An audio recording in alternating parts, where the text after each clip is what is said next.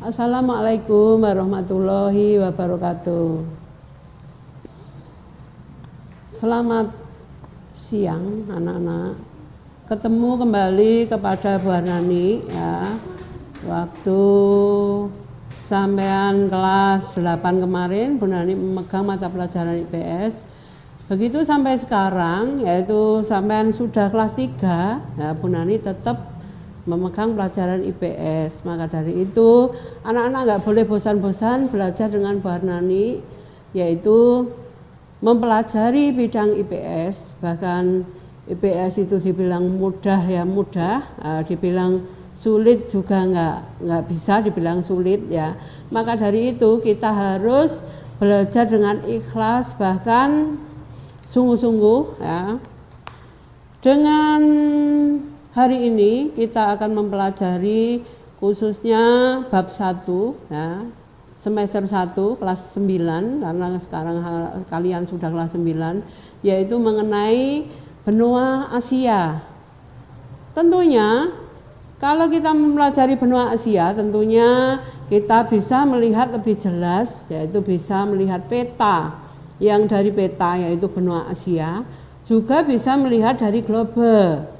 Juga yang ketiga bisa kalian belajar dengan atlas ya. Kalian tentunya ada beberapa anak yang sudah punya, bahkan kalau belum punya bisa pinjam di perpustakaan. Bahkan pelajaran ini ditunjang dengan selain buku paket juga LKS. Nah, kita akan memulai dengan bidang IPS, khususnya membahas tentang wilayah benua Asia. Mari kita bersungguh-sungguh ya. Paling enggak kita semangat, walaupun kita belajar dari rumah, tetapi kita tetap semangat ya, tanpa menurunkan semangat kita. Benua Asia. Benua Asia ini merupakan benua yang terluas di antara benua-benua lainnya, karena di dunia ini ada 5 benua. Nah, benua terluas adalah Asia. Nah, kedua adalah Amerika, ketiga adalah Afrika, keempat adalah Eropa, sedangkan kelima adalah Australia.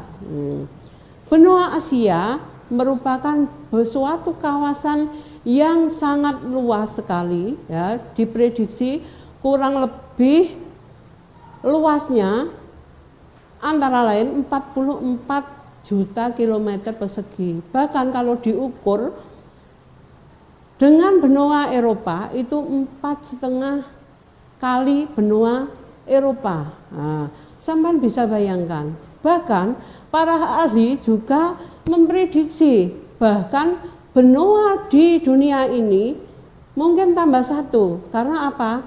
Gerak yang namanya lempengan tektonik ya, secara dinamis bergerak sehingga berubah-ubah. Jadi suatu kawasan benua itu akan berubah, bertambah menyempit dan bertambah meluas. Bahkan prediksi para ahli itu benua Antartika itu bisa dikatakan benua. Para ahli menyimpulkan begitu. Setelah kalian ketahui berapa luas, bahkan benua Asia merupakan benua yang terluas, sekarang kita mengingat letak astronomis. Letak astronomis benua Asia yaitu 26 bujur timur sampai 170 bujur timur dan 11 lintang selatan sampai 80 lintang utara. Sedangkan luasnya itu tadi sudah saya sebutkan 44. Dan sekarang setelah kalian tahu luas, bahkan ukuran perbandingan antara benua satu dengan lainnya, sekarang kita harus mengetahui batas-batas. Nah, batas mana, bahkan sebelah mana, batas sebelah utara misalnya Kalau kalian melihat yang namanya peta, peta benua Asia, misalnya batas sebelah utara adalah Samudra Arktik. Sedangkan batas sebelah selatan adalah Samudra Hindia. Batas sebelah barat adalah lautan Laut Tengah, Laut Merah, dan pegunungan Ural beserta benua Eropa. Itu batas sebelah mana tadi? Sebelah barat. Sedangkan batas sebelah timur antara lain yaitu Samudra Pasifik. Tentunya kalian bisa melihat secara jelas, buka peta atau bisa kalian klik Google mengenai benua Asia. Setelah kalian tahu luasnya berapa besar, bahkan secara astronomis ya, tentunya bagaimana misalnya keadaan wilayah yang namanya Asia, yang namanya benua Asia. Secara morfologi ya, benua Asia itu terdiri dari beberapa daratan, lautan, bahkan ada beberapa kawasan gunung, pegunungan, dataran tinggi dan dataran rendah, dan ada beberapa danau di sana. Dan potensi alam di sana juga sama seperti misalnya kawasan Indonesia.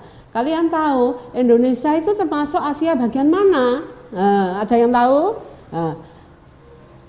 Indonesia termasuk kawasan juga Asia, yaitu Asia bagian Tenggara.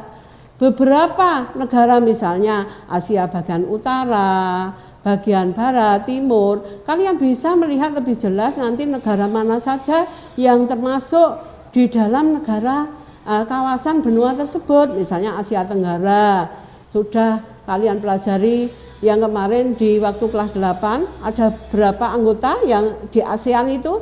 Ada 10 negara, bisa kamu lihat nanti di LKS.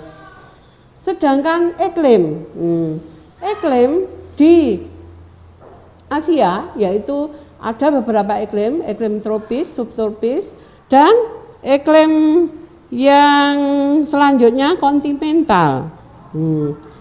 Sedangkan kondisi alam di sana banyak warga negara ya yang berkegiatan sehari-harinya sebagai sektor pertanian, di bidang sektor pertanian, perkebunan dan pertambangan. Sedangkan faktor iklim, persebaran flora dan fauna di sana menyesuaikan sesuai dengan iklim suatu keadaan negara masing-masing, yaitu penyesuaian.